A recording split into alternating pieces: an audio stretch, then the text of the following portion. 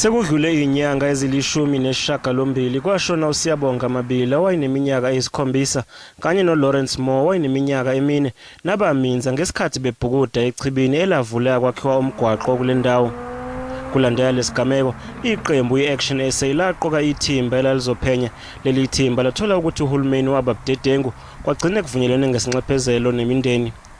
Namhlanje babuyele kule ndawo khathi uhulumeni wesifundazwe eyonxephezela imindeni yezisulu.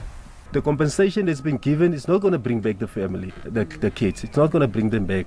But we know that at least we got government and they have to pay for what they've done because they were negligent, you know. And as I'm sitting here, I'm actually amazed at this dam. It's filled up.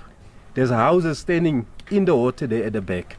You know, and government is still not doing anything. Isamba esizotholwa imindeni azange sidalulwe. It was agreed that the amount not really be disclosed, and then I think, you know, for us, why we accepted non-disclosure of the amount, it's actually more to really protect the family. As much as yes, government did not want us to disclose the amount. For us, really was a non-issue. In fact, for us, we prefer it that way because this family's lost their two boys. No amount of money is going to really replace those two boys. uMashaba uthi leli qembu lizoqhubeka nokuthathela uhulumeni inyathelo ezigamekweni lapho ubudedengu bawo buholele ekutheni kushone abantu.